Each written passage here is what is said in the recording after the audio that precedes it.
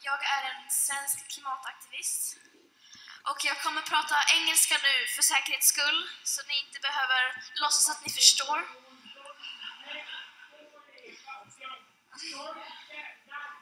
So, thank you all for being here today. It's lovely to see. It's a lot of people. From where I stand, it's just an ocean of heads. So, during the last couple of months, millions of children have school striked for the climate all around the world.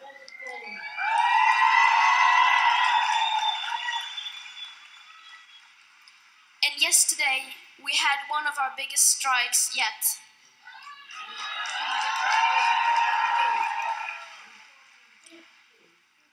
It is absolutely crazy that things have gone so far that children feel like they must sacrifice their education to compensate for the inaction of our leaders and most adults.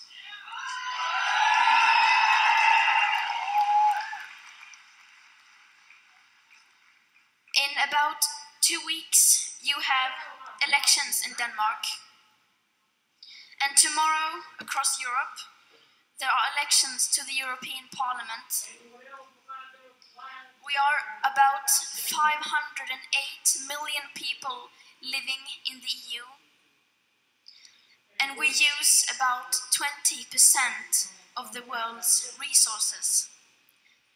That is about 1/5 of the world's resources. What we do in the EU has enormous impact for future living conditions on this planet. We are facing an existential threat. Time is rapidly running out. And unless we have cut our emissions by at least 50% in the next 10 years, 220 days, and about 10 hours, it is likely that we set off an irreversible chain reaction beyond human control. And note that these figures do not include tipping points, feedback loops, already built-in warming hidden by toxic air pollution, nor the aspect of equity in the Paris Agreement. These calculations are, however, depending on technical solutions that are yet to be invented at scale. According to the United Science, this will require unprecedented changes in all aspects of society, starting today. If the EU really decided to face the ongoing climate emergency and try to act with a necessary force, then this would have a huge global impact. Of course, you would think the EU elections should be about this.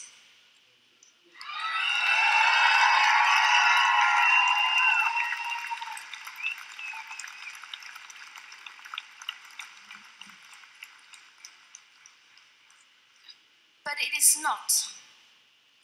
Of course, you would think we would try to stop our emissions, but we are not.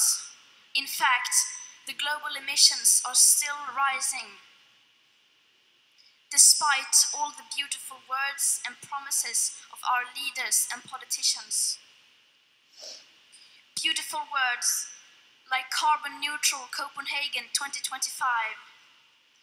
It sounds really good, but if being carbon neutral does not include transportations, shopping, food, aviation, and shipping, then it doesn't really mean that much.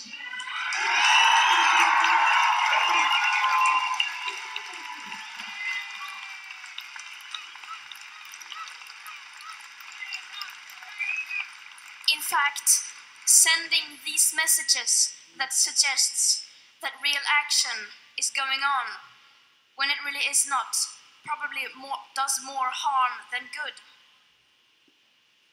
Lowering our emissions is far from enough. Our emissions have to stop if we are to stay below the 1.5 or 2 degree warming limit. And for this, we can no longer settle for isolated specific actions. For this, we need to look at the full picture. For this, we need to treat this emergency like an emergency.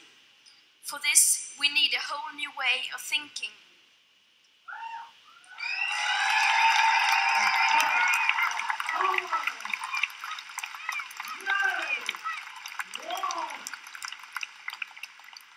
If everyone lived like we do in Sweden, Denmark, and the European Union, then it would already be too late to stay below the 1.5 or 2 degree limit.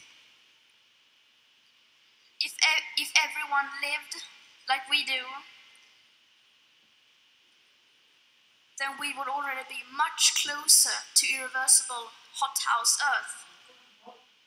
So instead of blaming others and telling them what they should be doing, we should instead be leading the way, just like we signed up for in the Paris Agreement.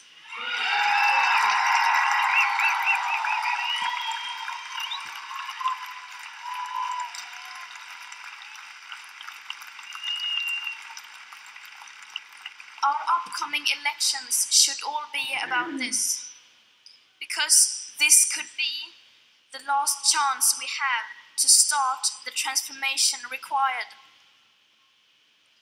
We can still fix this, but to do so, we must start today.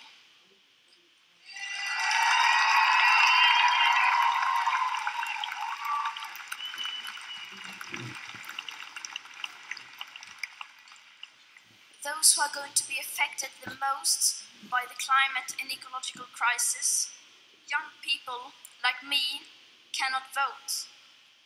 So if not for yourself, then vote for us.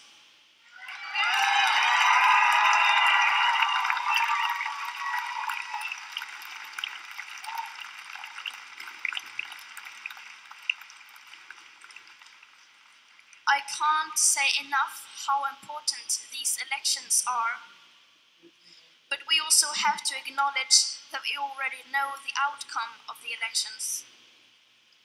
And since almost no one is aware of the full consequences of the climate crisis, then people won't care about this when they go to vote. So we mustn't be disappointed when we see the results.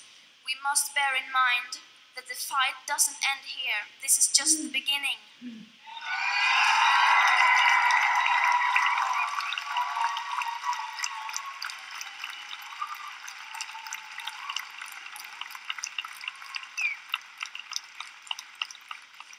Everyone and everything needs to change. So why waste precious time arguing about who and what should change first? Everyone and everything needs to change, but the bigger your platform, the bigger your responsibility. The bigger your carbon footprint, the bigger your moral duty.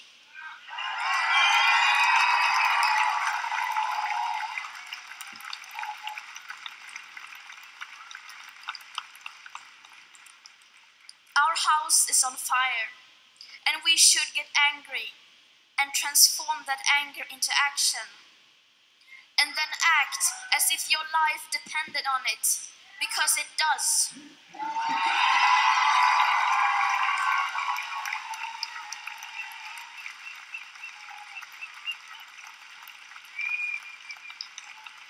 Thank you and tusen tack.